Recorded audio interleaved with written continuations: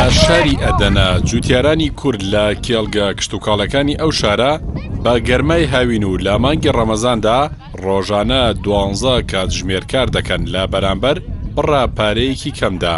ژمارەیەکی زۆری جوتیار لە شارەکانی ڕۆژهەڵات و باشووری ڕۆژهەڵاتی تورکیاوە هاتوونەتە ئەدەنە و لە تەنیش کێڵگە کشتتوکاڵەکانی ئەو شارە چادریان هەڵداوە و کاری جوتیاری دەکەن.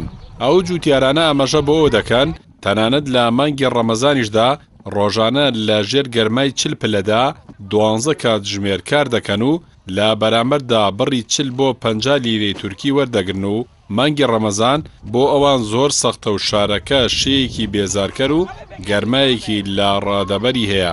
ئەمەش کاری ئەوانی سەختتر کردووە. Görüyorsunuz halimizi. Anlatmamıza gerek yok. Bir saattir içimizdesin görüyorsun.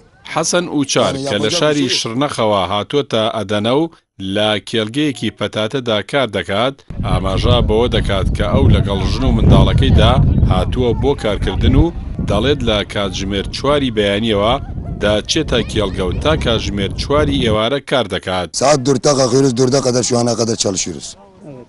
Ne yapacak bir şey yok yani.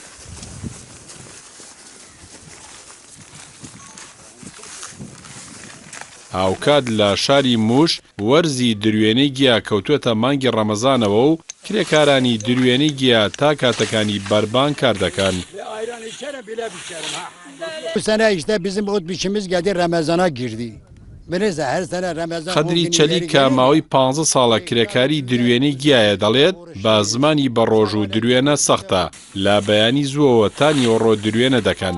دوای کەمێک کشودان دەست پێ دەکەینەوە تا کاتی بەربانگ بەردەوام دەبین. Bu yazın sıcak saatlerinde, Ramazan'ın gün ortalarında ve otlarımızın... حوسێن شەڤنج مختاری گوندەکە و کرێکاری دروێنە باز لە سەختی کارەکانیان دەکات و ڕایدەگەێنێ ڕۆژووی مانگی ڕەمەزان سەرباری گەرماکان ناچارین گیایەکە بدورینەوە ئەگەرنا گیایەکە وشک دەبێت و بە فیڕۆ دەڕات و لەو شوێنانش کە لە تراکتۆر پێی نەگات ناچارین بەدات گیایەکە بدورینەوە.